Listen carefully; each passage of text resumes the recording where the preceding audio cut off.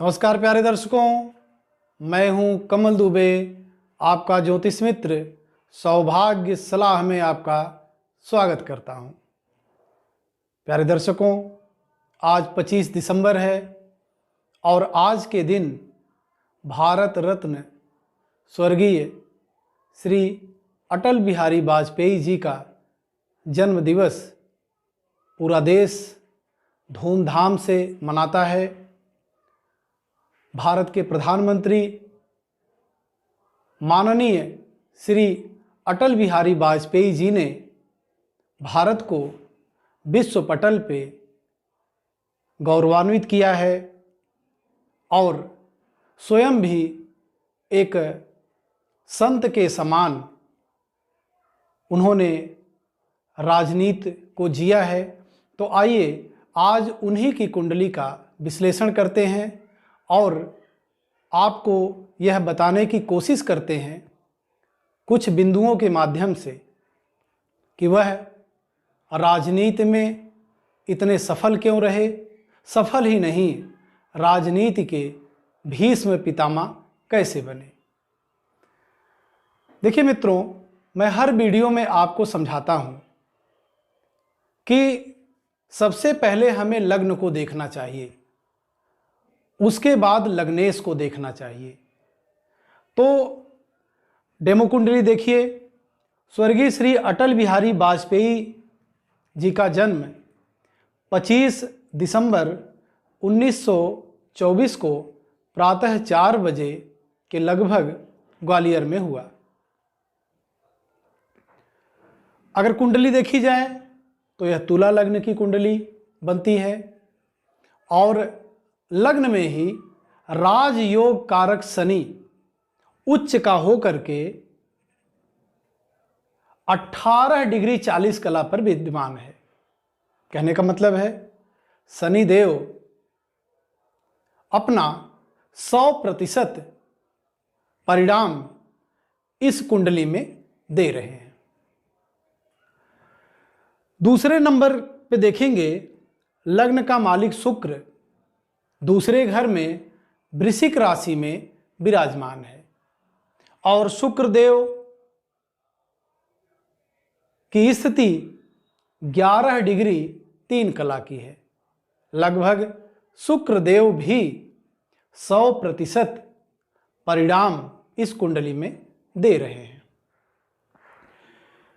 तीसरे घर में सूर्य देव धनु राशि में बुध के साथ विराजमान है। बुध आदित्य राजयोग का निर्माण कर रहे हैं और धनु राशि का मालिक गुरु पराक्रम भाव में अपने ही राशि में विराजमान है। और अगर गुरुदेव की स्थिति को देखा जाए तो 8 डिग्री 44 कला विषम राशि है। लगभग युवावस्था के हैं, अच्छा परिणाम दे रहे हैं। और सूर्य देव 10 डिग्री 4 कला के हैं, लगभग यह भी 100% परिणाम दे रहे हैं। और बुधदेव 15 डिग्री के हैं, यह भी अपना 100% दे रहे हैं। तो ऐसा व्यक्ति पराक्रम के माध्यम से कोई भी काम को ठान ले तो सफलता लेके ही छोड़ता है। जैसे कि हमारे माननीय स्वर्गीय श्री अटल बिहारी वाजपेयी जी थे। वाजपेयी जी के माध्यम से जब बीजेपी की स्थिति थी तो पूरा देश जानता है कि भारतीय जनता पार्टी में 1 या 2 सांसद हुआ करते थे और आज भारतीय जनता पार्टी विश्व की सबसे बड़ी पार्टी है। और उसी पार्टी से माननीय यशस्वी प्रधानमंत्री श्री नरेंद्र मोदी जी आज भारत के प्रधानमंत्री हैं और अटल जी के सपनों को पूरे विश्व में बढ़ा रहे हैं, पूरे विश्व में भारत का नाम रोशन कर रहे हैं।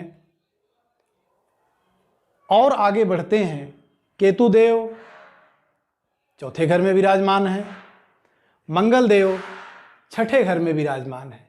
मित्रों, मंगल देव की भी कुछ विशेषता है।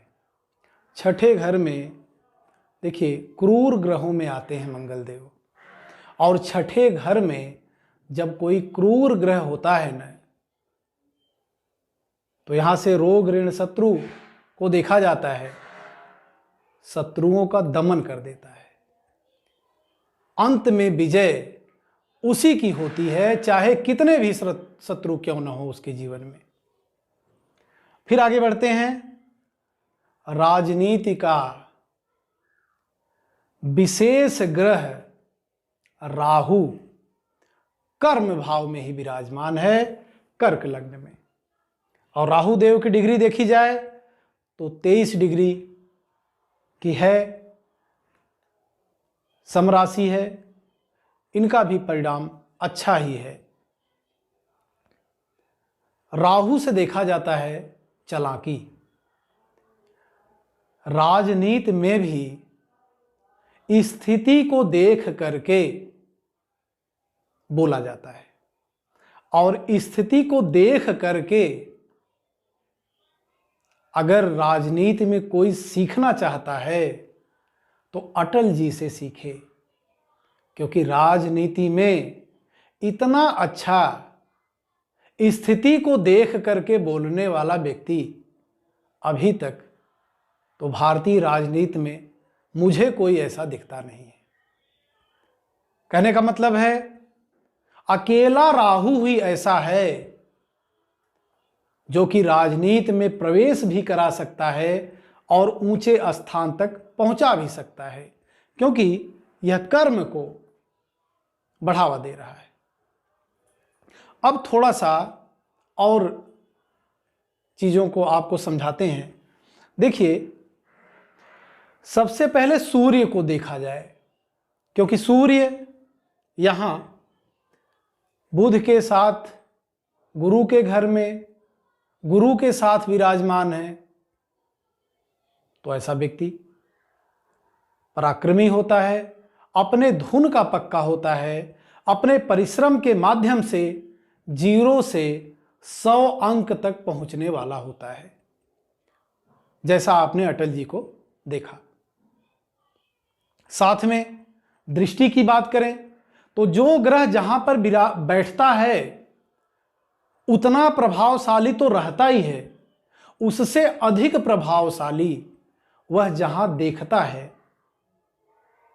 उस घर को कर देता है। जैसे यहां से 7वीं दृष्टि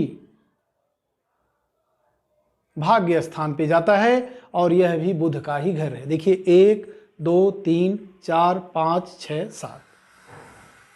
तो राजनीति में सूर्य, बुध, गुरु भाग्य को बढ़ा रहे हैं। ऐसा व्यक्ति अपने लिए तो भाग्यशाली है ही, साथ में पार्टी के लिए भी, परिवार के लिए भी, किसी एक व्यक्ति के लिए नहीं, क्योंकि राजनीति एक परिवार है, उस परिवार का भाग्यशाली व्यक्ति बनता है, जो कि हमारे प्रधानमंत्री जी स्वर्गीय श्री अटल बिहारी वाजपेयी जी रहे हैं। अब देखिए, शनि उच्च राशि में विराजमान है। शनि का उच्च राशि में होना पंच महापुरुष का एक विशेष राजयोग बनाता है, वह भी राजनीति के लिए विशेष करके।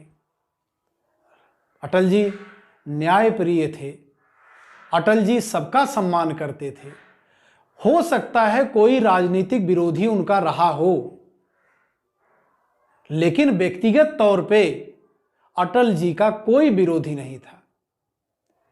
कुछ ऐसा प्रभाव शनि दे जाता है, कुछ ऐसा प्रभाव एक गज केसरी योग दे जाता है, जो कि चंद्रमा और शुक्र से विराजमान होता है। प्यारे दर्शकों, अगर माननीय स्वर्गीय प्रधानमंत्री श्री अटल बिहारी वाजपेयी जी के चलित कुंडली को देखा जाएगा तो शुक्र वास्तव में लग्न का ही प्रभाव दे रहा है। अपने आप में फिर एक राजयोग बन गया, मालव्य राजयोग। एक तो शशि राजयोग बना, दूसरे मालव्य राजयोग भी बना। अटल जी भोजन के बड़े शौकीन थे,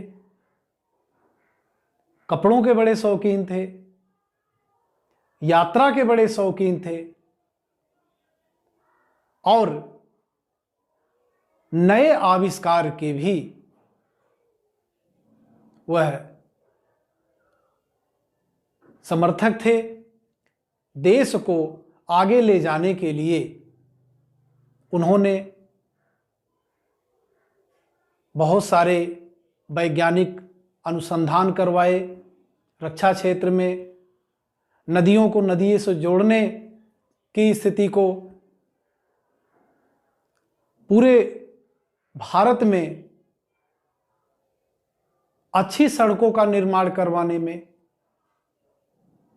यह सब कुछ अटल जी ने हम सबको दिया। प्यारे दर्शकों, अटल जी एक ऐसे महान व्यक्तित्व थे कि उनके कुंडली का विश्लेषण करना हम जैसे छोटे लोगों के बस की बात नहीं है। मैं राजनीति का सीरीज बना रहा था, पीछे मैंने 3-4 वीडियो बनाए हैं। इस कुंडली को मॉडल में रख करके मैं आपको बस इतना समझाना चाहता हूँ कि अगर आपको राजनीति करना है तो अटल जी से सीखें। अगर आपको राजनीति करना है तो अटल जी से ईमानदारी को सीखें।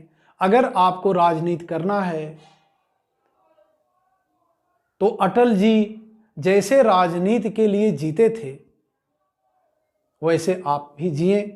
अगर आपकी भी स्थिति कुंडली में कुछ इस प्रकार से बनती है, शनि आपका अच्छा है, सूर्य आपका अच्छा है, बुध आपका अच्छा है, जो कि हमारे अटल जी तो वाणी के जादूगर थे, उनके भाग्य की उन्नति ही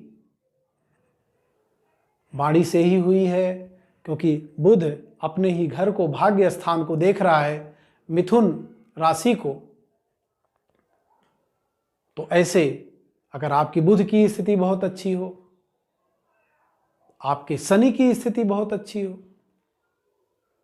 और सबसे अधिक आपके राहु की स्थिति बहुत अच्छी होनी चाहिए। अगर आपका राहु लग्न में विराजमान है, पंचम भाव में विराजमान है, चतुर्थ भाव में विराजमान है, छठे भाव में विराजमान है, 10वें भाव में विराजमान है या एकादश भाव में विराजमान है, तो राजनीति आपके लिए बनी है। आप राजनीति में अपना हाथ आजमाइए, निश्चित तौर पे आपको सफलता मिलेगी, संघर्ष मिलेगा। जैसे अटल जी के जीवन में संघर्ष बहुत रहा है, उन्होंने राजनीति में बहुत संघर्ष किया है, लेकिन अंत में अगर आपको बड़ा गेन करना है, जीवन में बड़ा लाभ कमाना है, तो पहले पेन तो सहिए, पहले दुख तो सहिए, पहले सभ्यता तो सीखिए, निश्चित तौर पे आप सफल होंगे। बस मैं इतना आपको समझाना चाहता हूं कि अगर आप राजनीति के लिए कोशिश कर रहे हैं तो अपने कुंडली का विश्लेषण करवाइए, और अगर जो ग्रह मैंने बताए हैं वह आपके कुंडली में अच्छे हैं तो निश्चित तौर पे आप सफल होंगे। फिर कभी एक ऐसे ही महान व्यक्ति को कुंडली लेकर के आपके बीच में उपस्थित होऊंगा। बहुत बहुत धन्यवाद।